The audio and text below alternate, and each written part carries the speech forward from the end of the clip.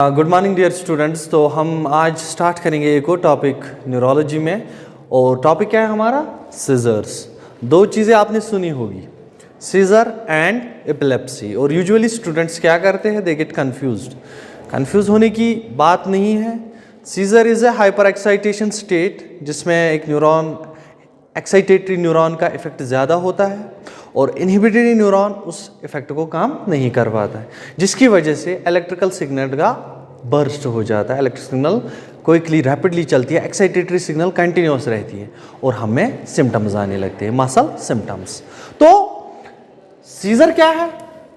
It is an abnormal activity of neurons और excessive firing of neurons. कौन से neurons? Excitatory neurons. जो excitatory neurons होते हैं, जब वो एक्सेसिव फायर करते हैं तो हम में आते हैं सीजर्स। और अगर 2 से 3 एपिसोड्स सीजर्स के रिपीटेडली 24 घंटे में आएंगे, if there are 2 to 3 episodes of seizures, continuous hyper activity हो रही है और 2 से 3 एपिसोड आ रहे हैं जिसमें हमारे सिम्टम्स आ रहे हैं, या टॉनिक होंगे, क्लोनिक होंगे, जो हम आगे डिस्कस करेंगे, जिसमें हमारे सिम्टम्स आ रहे हैं, तो इसका मतलब ये है कि इस सीजर को, इन सीजर्स को हम बोल सकते हैं it is epilepsy. It is epilepsy. So continuous 2 to 3 seizures और a period or more than 2 to 3 seizures or a period of 24 hours is known as epilepsy. तो आज ये क्लियर हुआ होगा what's the difference between seizure and epilepsy. Seizure it may be के neonates में, जैसे हम देखते हैं इन्फेंट्स में फीवर हाई होता है, फेवराइल सीजर्स, तो when we treat that high temperature, seizures go up, को मतलब वो एपिलेप्सी का डिसऑर्डर नहीं है।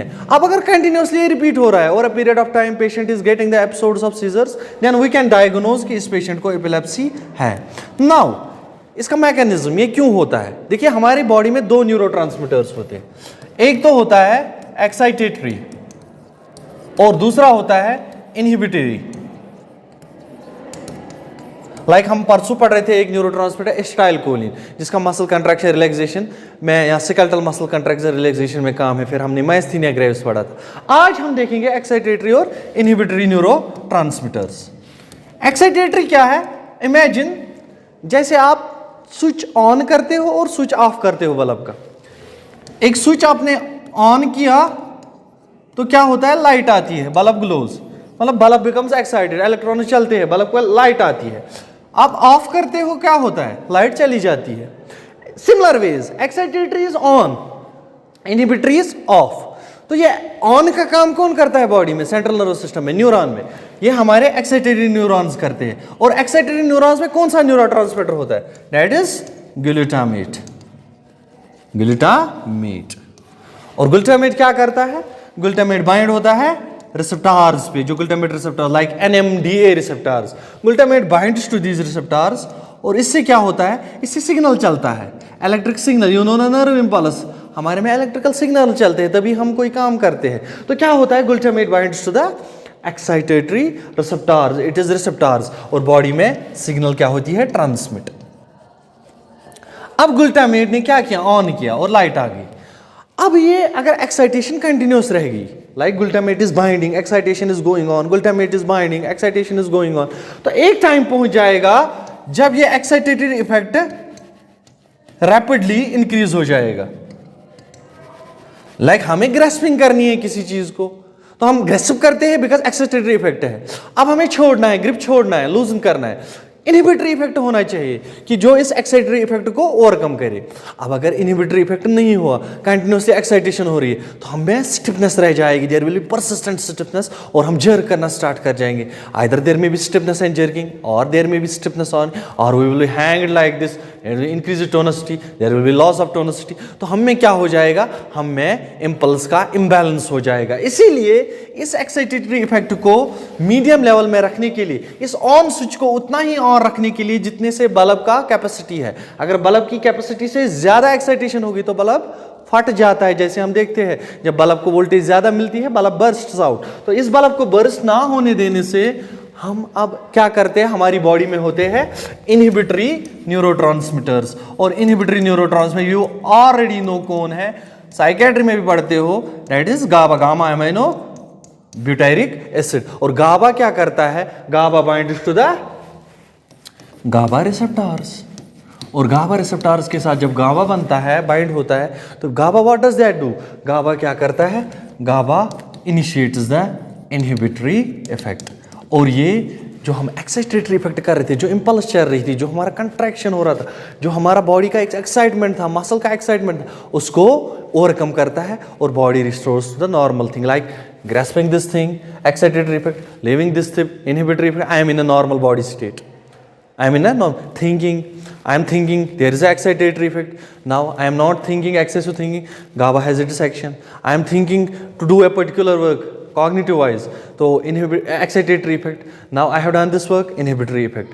If there is excessive, like आप फिर खाते हो क्या, जो GABA enhancers, like you go for barbiturates, barbiturates क्या करते हैं, वो GABA receptors को, GABA को GABA receptors के साथ एनहेंस करते हैं बाइंड होना। जब गाबा ज़्यादा बाइंड होता है तो बॉडी में होता है इनहिबिटरी इफेक्ट, बॉडी में शांति पैदा हो जाती है, कामनेस, इसलिए हम बोलते हैं गाबा बाइंडिंग जब बढ़ती है बॉडी में तो कामनेस इंड्यूस हो जाती है। जब कामनेस इंड्यूस हो जाएगी तो हम ज़्यादा सोचेंगे नहीं, हम ज़्यादा सोचेंगे नहीं, डिप्रेशन ज़्यादा होगा नहीं और साइकेट्रिक सिंड्रोम्स नहीं आएंगे, इसीलिए हम वी गो फॉर बार्बिचुरेट्स। तो क्या मैकेनिज्म है, सिंपली एक बॉडी में बैलेंस मेंटेन करना है। ग्लूटामेट बाइंड होता है, आयन चैनल्स को ओपन करेगा, आयन चैनल्स का एक्शन पोटेंशियल बनेगा, एक्साइटेटरी इफेक्ट होगा, एक्साइटेटरी इफेक्ट जाएगा बॉडी में, हम काम करेंगे, कंट्रैक्शन होगी मसल्स की, तो उसके बाद क्या होगा, इनहिबिटरी इफेक्ट आएगा, गाबा बाइंड होगा गाबा रिसेप्टर्स के साथ।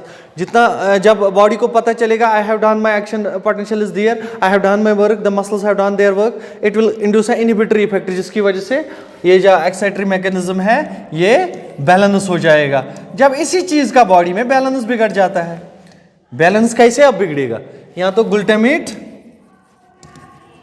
ग्लूटामेट ज्यादा बाइंड होगा अपने रिसेप्टर्स के साथ, जब ज्यादा बाइंड होगा तो एक्साइटेटरी इफेक्ट क्या हो जाएगा, ज्यादा हो जाएगा, तो गाबा का इनहिबिटरी इफेक्ट कम है इस वक्त, एक्साइटेटरी इफेक्ट ज्यादा है, off switch is working less than the on switch, that means bala will glow more and more, that means body में क्या होगा, excitation, excitatory effect। अब यहाँ तो दूसरी चीज हो सकती है, गाबा इफेक्टिवली बाइंड नहीं कर पा रहा है अपने रिसेप्टर्स के साथ, क्योंकि गाबा रिसेप्टर्स पे ऑलरेडी कोई शील्डिंग है, गाबा रिसेप्टर्स की कोई और चीज आई है जिसने इनहिबिशन की है रिसेप्टर्स की, तो अगर गाबा का कम बाइंडिंग हो गया या गाबा ही कम प्रोड्यूस हो गया तो क्या हो जाएगा, इनहिबिटरी इफेक्ट कम हो जाएगा। जब इनहिबिटरी इफेक्ट कम हो जाएगा, बॉडी में एक बैलेंस है, when inhibitory effect decreases excitatory effect increases. So in all these cases where excitatory effect increases, glutamate number increases, glutamate binding increases, GABA number decreases or GABA binding decreases. In all those cases we will have an excitatory effect, and when we will have an excitatory effect, nerve impulse will not travel normally. When conduction will not be normal, there will be a condition in the body which is known as seizure. And what will this seizure cause? This will cause various symptoms, muscular symptoms, cognitive symptoms, sensationary or sensory symptoms, and these symptoms will provide a certain hike at specific times।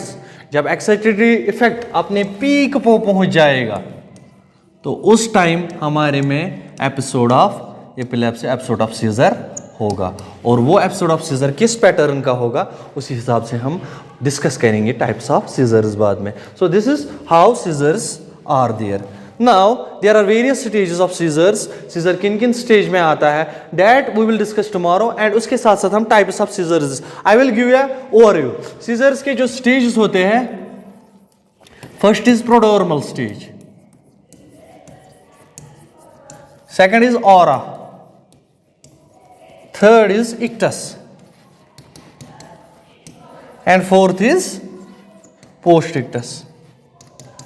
अब क्या है, प्रोडर्मल stages, scissor के 1-2 दिन पहले इंसान में कुछ symptoms आने लगेंगे, लाइक यहाँ इंसान को फाउल स्मेल्स आएंगी, फॉल्स सेंसेशंस आएंगी, कॉग्निटिव डिप्रेशन हो जाएगा, मूड खराब होने लगेगा। तो ये प्रोडर्मल सिम्टम्स देख के ही एक नर्स को एसेस करना चाहिए पेशेंट का सीजर जो है वो क्लोज है, या अगर ये एंटी एपिलेप्टिक ऑलरेडी खा रहा है तो नर्स को क्या करना है, ब्लड टेस्ट करने हैं, एंटी एपिलेप्टिक की ब्लड में कंसंट्रेशन देखनी है। Second stage is aura stage. Aura stage में क्या होता है, aura is a warning sign. ये सीजर के 1 या 5 मिनट 1 to 5 मिनट्स पहले आता है। और आरा में क्या होता है, पेशेंट लाइक माइग्रेन में आप आरा पढ़ते हो, वो कलर्ड विजन ब्लर्ड विजन आता है। तो आरा में विजुअल सिम्टम्स, ऑडिटरी सिम्टम्स और sensory symptoms like there will be a decrease और increase gustation, there will be those foul smells, there will be sudden depression in the mood. तो aura क्या होता है, इट्स अ वार्निंग साइन। एक nurse को जानना चाहिए कि पेशेंट का आरा आ रहा है और मुझे सीजर के लिए तैयार होना है, इसको हैंडल करना है। और वो कैसे पता चलेगी, जब आप हिस्ट्री लोगे पेशेंट से कि आपके आरा में क्या क्या होता है। जिसको ऑलरेडी एपिलेप्सी होती होगी, सीजर आए हुए होंगे, उसको आप बोलेंगे आपके आरा में सीजर से पहले क्या क्या होता है। Third is ictus stage. Ictus stage में हम क्या देखते हैं, it is the actual seizure stage and ये यूजुअली लास्ट करता है लाइक टॉनिकोलॉजी में 1 to 3 मिनट्स। और इसमें हम देखते हैं पेशेंट में क्या होती है, irregular muscle contractions and irregular tonicity, जिसकी वजह से वेरियस सिम्टम्स आते हैं। अगर ये इक्टस स्टेज 5 मिनट से ज़्यादा जाता है, that is emergency condition known as status epilepticus, जिसमें हमें इमरजेंसी ट्रीटमेंट देना पड़ता है, क्योंकि फिर बॉडी ड्रेन हो जाएगी और seizure can lead to coma और can lead to death human. तो 5 मिनट से ज़्यादा अगर सीजर गया उसे बोलते हैं स्टेटस एपिलेप्टिकस। और पोस्ट इक्टस स्टेज क्या होता है, पोस्ट इक्टस स्टेज होता है सीजर के बाद की पेशेंट की कंडीशन, उसमें क्या फीलिंग्स होंगे, सिम्टम्स होंगे। यूजुअली पोस्ट इक्टस स्टेज कुछ सीजर टाइप्स में होता है, कुछ में नहीं होता है। लाइक एब्सेंस सीजर जो होते हैं वो कुछ सेकंड्स के लिए होते हैं, तो पेशेंट फील्स ब्लैकड आउट, तो उसमें पोस्ट इक्टस स्टेज नहीं होता है। बाकी में पोस्ट इक्टस स्टेज होता है, जैसे जैकबसनियन मार्च होता है टॉनिक-क्लोनिक में, जिसमें रेडिएट होता है पैरालिसिस कुछ दिन के लिए, वो हम आगे जाके पढ़ेंगे। So types we will start in any another lecture. और जो स्टेजेस है इसमें थोड़ा सा अगर और मुझे लगा तो मैं आपको नेक्स्ट लेक्चर में बोलूँगा। Till then take care, good bye.